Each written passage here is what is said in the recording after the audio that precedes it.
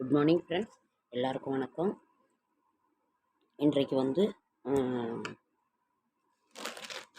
17ஆம் தேதி புதன்கிழமை, ஏப்ரல் மாதம் புதன்கிழமை 17/4/2024 நவமி திதி, பூச நட்சத்திரம், தியாஜிதம், சித்த யோகம், ஸ்ரீ ராம நவமி. இன்றைக்கு வந்து ராம நவமி. எல்லாம் ரொம்ப விசேஷமாக நம்ம ஊரில் விட வடநாட்டிலலாம் ரொம்ப சிறப்பாக விசேஷமாக கொண்டாடிக்கிட்டு இருப்பாங்க ராமநவமி. திருவள்ளுவர் வீரராகவர் பெருமாள் கருட வாகனத்தில் இரவு, ஹனுமார் வாகனத்தில் பவனி, தீரன் சின்னமலை பிறந்தனாலாம், பத்மஸ்ரீ விவேக் வந்து அவர்கள் நினைவு தினம்ன்றாங்க. சூரிய உதயம் 6:03, மேஷ நாளிகை 3:49, திதி வந்து நவமி திதி. நவமி திதி இன்றைய கிரக நிலவரம். மேஷத்தில் சூரியன் குரு, கன்னியில் கேது, கும்பத்தில் சனி செவ்வாய், மீனத்தில் ராகு புதன் சுக்கிரன். நல்ல நேரம் என்கின்ற சுபகோரை 9:30 to 10:30, மாலை 4:30 to 5:30. கௌரி நல்ல நேரம் காலை 10:00 to 11:30, மாலை 6:30 to 7:30. பரிகாரம் வந்து பால். இன்னைக்கு வந்து சூலம் வந்து வடக்கு, கரணம் வந்து 6 to 7:30, ராகு காலம் 12 to 1:30, குளிகன் 10:00 to 12, யமகண்டம் 7:30 to 9. ராசி பலன்கள். மேஷம் நட்பு, ரிஷபம் ஆதரவு, மிதுனம் செலவு, கடகம் கோபம், சிம்மம் அமைதி, கன்னி வெற்றி, துலாம் போட்டி, விருச்சிகம் நன்மை, தனுசு புகழ், மகரம் சுபம், கும்பம் பயம், மீனம் நிறைவு. சந்திராஷ்டிரம் வந்து கேட்டை நட்சத்திரத்துக்கு இன்றைக்கு சந்திராஷ்டிரமம். இன்னைக்கு வந்து கேட்டை நட்சத்திரத்துக்கு சந்திராஷ்டிரமம். இன்னைக்கு வந்து முக்கியமான ஒரு நாள் வந்து ராமநவமி. ராமநவமி என்பது ராமர் பிறந்த தினம். அதாவது அஷ்டமி நவமிங்கிறத வந்து அதை ஒரு புனிதமடைய செய்து மிகவும் நல்ல நாளாக மாற்றி, இது வந்து ராமருக்குத்தான் சேரும். அந்த விஷ்ணுவின் அம்சமான ராமபிரான் இன்றுக்கு பிறந்த நாள். அவர் வந்து இன்று ராமபிரான் நாளுக்கு வந்து காலையில் 9 to 10 வந்து நல்ல நேரம், சாமி கும்பிட்ற நேரம். அதே மாதிரி சாயங்காலம் 5 to 6 வந்து நல்ல நேரம். நீங்கள் வந்து சாமி கும்பிடுங்க. எப்பொழுது உங்களுக்கு கிடைக்குதோ சொல்லுங்கள். நாம் வந்து இந்த ராமநவமியை கொண்டாடுறதுனால 2 பலன்கள் நமக்கு கிடைக்கிது. ஹனுமாரை வணங்கிய பலனும் நமக்கு கிடைக்கிது. ஏன்னாக்கா ராமநாமத்திற்கு ஹனுமான் வந்து மயங்கி அவர் கூடையே தான், நம்ம கூடையே தான் இருப்பார். ராம் ராம் ராம் ராம் நாம் சொல்லிக்கிட்டு இருந்தோம்னா அந்த ராமநாமத்திற்கு மயங்கி ஆஞ்சநேயர் நம்ம கூடையே தான் இருப்பார். அவ்வளவு ஒரு சிறப்பு வாய்ந்த ஒரு நாமம் ராமநாமம். ராமநாமம் ராம் ராம் ராம். ராமநாமம் சொல்ல சொல்ல நாய் இனிக்குது, வாய் இனிக்குது, எல்லாமே ரொம்ப வாழ்க்கையே ரொம்ப இனிமையாக இருக்கும். ராமநாமத்திற்கு அவ்வளவு சக்தி உண்டு. ஆனால் ராமாயண காவியம் வந்து சோகம் நிறைந்ததாக இருந்தாலும் அந்த இறைவனே அந்த ஒழுக்கத்திற்கு முக்கியத்துவம் கொடுத்து ஒரு மனித ரூபத்தில் வாழ்ந்த ஒரு புராண வரலாறு தான் ராமாயணம். அதனால் வந்து எவ்வளவு தான் ஒரு இதுவாக இருந்தாலும் அந்த விஷ்ணு பகவான் ராம அவதாரத்தில் மொத்தம் அவர் வந்து 10 அவதாரம். அந்த 10 அவதாரத்தில் ராம அவதாரம் வந்து ஒழுக்கத்திற்கென்று வாழ்ந்த ஒரு அவதாரம் வந்து ராம அவதாரம். நாம் வந்து எப்பொழுதும் போரெல்லாம் முடிஞ்சு அனுமர் வந்து சீதா தேவி கிட்ட போய் ஒரே வார்த்தையில் சொல்லிடுறார். இப்படி நடந்து அப்படி நடந்து சொல்லாத சொல்லின் செல்வர் ஹனுமர், என்றும் சிரஞ்சீவி. அவர் வந்து போய் ஸ்ரீராம ஜெயம்னு ஒரே வார்த்தையில் முடிச்சிடுறாரு சீதாதேவி கிட்ட. அதிலிருந்து பிறந்தது தான் ஸ்ரீராம ஜெயம். அதனால் நாம் வந்து எப்பொழுதுமே ஸ்ரீராம ஜெயம் ஒன்று சொல்லிக்கிட்டே இருங்க.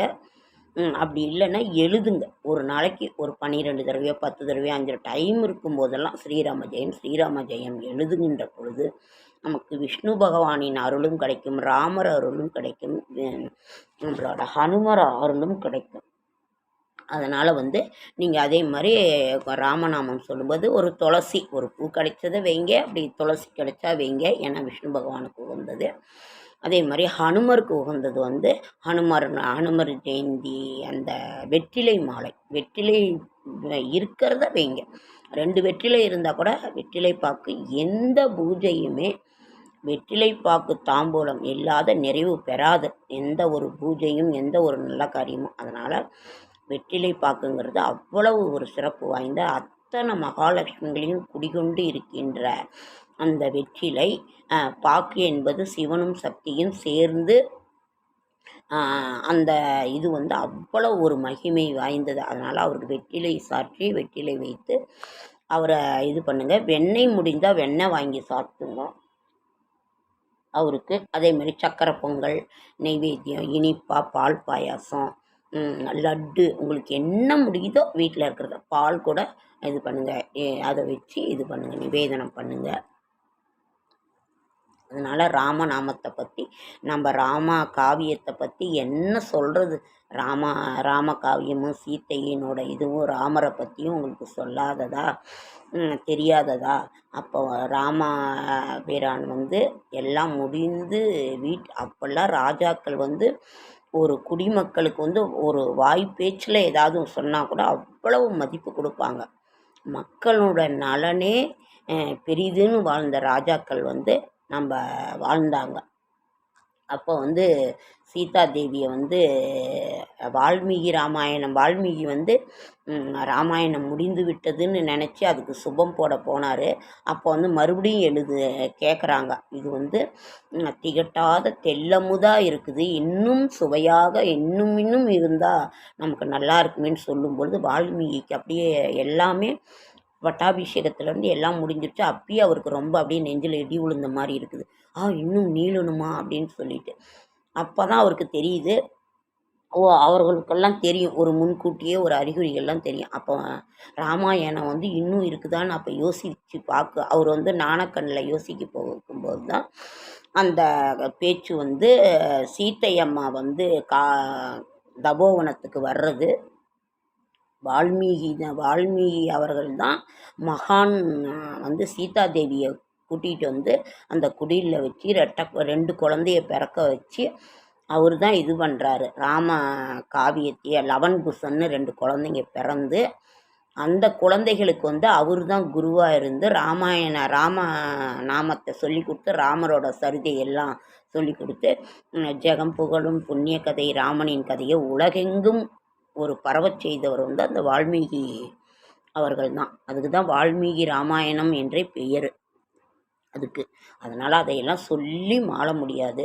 அவங்க தன்னோட குழந்தைங்க வாயாலேயே வந்து வால்மீகி ராமாயணத்தை ஜெகம் புகழும் புண்ணிய கதை ராமனின் கதையேன்னு சொல்லி இது பண்ணும் பொழுது அப்போ அயோத்திக்கு போய் ராமருக்கே வந்து அந்த இதை சொல்கிறாங்க. அந்த கதையை சொல்லும் பொழுது அவருக்கு அப்படியே ரொம்ப திகச்சு போகிறாரு. ராமர் வந்து உங்களோட குழந்தைங்கள நீங்கள் என் கூடயே இருக்கணும்னு அந்த குழந்தைங்கள வேண்டி கேட்டுக்கிறாரு. அவர் இருக்க மாட்டேங்கிற, நாங்கள் அம்மாவை பிரிஞ்சு ஒரு நாளும் சீதாதேவி பிரிஞ்சு இருக்க மாட்டோன்னு, எங்களுக்கு தபோவனம் தான் எங்களுக்கு பெருசு, எவ்வளவு செல்வங்கள் கொடுக்குறோம், நிறைய பொன்பொருள் கொடுக்குறேன், இங்கே இருங்கன்னு ராமர் சொல்லியும் கூட அவங்க கேட்கல. எங்கள் அம்மா வந்து நாங்கள் இல்லைன்னா ரொம்ப கவலைப்படுவாங்கன்னு அப்போ போகிறாங்க.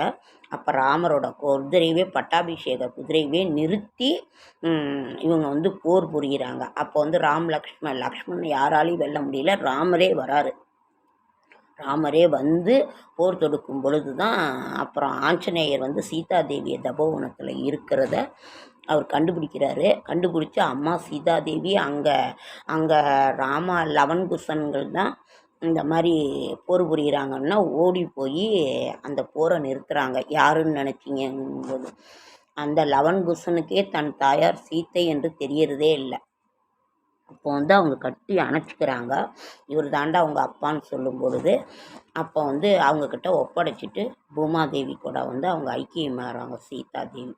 அந்த லவன்குசன் படம்லாம் அப்படியே இன்னும் திகட்டாத தெல்லமுது. ஒரு 10 தடவை பார்க்கணுன்னு ஆசையாக இருக்கும். அவ்வளோ ஒரு உணர்ச்சிகரமான ஒரு காவியம் ராமாயண காவியம். வால்மீகி ராமாயணங்கிறது அவ்வளவு சிறப்பானது. அப்புறம் லவன்குசனை வந்து ராமர்கிட்ட ஒப்படைச்சிடுறாங்க. அவங்களுக்கு பட்டாபிஷேகம் செய்கிறாங்க. அதெல்லாம் இன்னும் எவ்வளவோ அதை சொல்லிக்கிட்டே போகலாம். அதனால் ராமரனோட வரலாறை பற்றி நாம் நேரம் இல்லை. ஓகேங்க ஃப்ரெண்ட்ஸ், லைக் பண்ணுங்கள், ஷேர் பண்ணுங்கள், கமெண்ட் பண்ணுங்கள், சப்ஸ்கிரைப் பண்ணுங்கள். இன்றைக்கி ராமநவமி. ராம்னு நீங்கள் சொல்லுங்கள். 2 பலன்கள் நமக்கு கிடைக்கும். அதனால் ஒரு வெண்ணெய் கொஞ்சம் எண்ணெய் அது இன்னும் அப்படியே உடம்பெல்லாம் செலுத்துக்கிட்டே இருக்குது. அந்த ராமாயணத்தை பேச பேச இன்னும் பேசிக்கிட்டே இருக்கலாம் போல இருக்குது. அவ்வளோ ஒரு இனிமையான ஒரு காவியம். சோகம் நிறைந்ததாக இருந்தாலும் ஒரு நெஞ்சிலே நீக்கமற நிறைந்த அந்த காவியம் ராமாயணம். அதனால் எனக்கே ஒரு மாதிரி டென்ஷனாக இருக்குது. அதை பற்றியே சொல்லணும், பேசணும், பேசிக்கிட்டே இருக்கணும் போல இருக்குது. ஓகேங்க ஃப்ரெண்ட்ஸ், லைக் பண்ணுங்கள், ஷேர் பண்ணுங்கள், கமெண்ட் பண்ணுங்கள், சப்ஸ்கிரைப் பண்ணுங்கள். என்னால் முடிந்த ஆன்மீக தகவலை நான் தரேன். நான் யாரையும் தப்பாக கைட் பண்ண மாட்டேன். அதே மாதிரி என்னோடய ஷார்ட்ஸ் வீடியோ பார்க்குற அத்தனை பேருக்கு என்னுடைய மனமார்ந்த நன்றி. ஓம் ஸ்ரீராம் ஓம் ஸ்ரீராம ஜெயம், ஸ்ரீராம ஜெயம், ஸ்ரீராம ஜெயம், ஸ்ரீராம ஜெயம், ஸ்ரீராம ஜெயம். ராம் ராம் ராம் ராம் ராம் ராம் ராம் ராம் ராம் ராம். ஓகேங்க ஃப்ரெண்ட்ஸ், அடுத்த வீடியோவில் சந்திக்கிறேன்.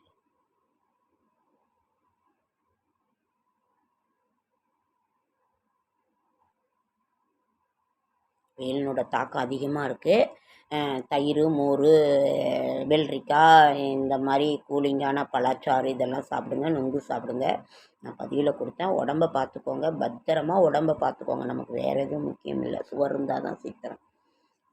அதனால் நான் இது சொன்ன பதிவையே திரும்ப திரும்ப சொல்கிறேன்னு நீங்கள் நினச்சிக்காதீங்க. நம்மளோட உடல் ஆரோக்கியம் தான் நமக்கு முக்கியம். வெயில் அளவு கடந்த வெயில். 6 மணிக்கு மேலே தான் வெளியிலே வர முடியுது.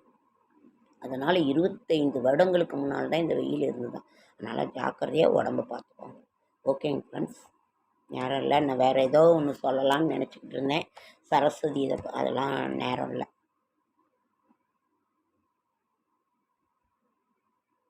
ஓகேங்க ஃப்ரெண்ட்ஸ், அடுத்த வீடியோவில் சந்திக்கலாம்.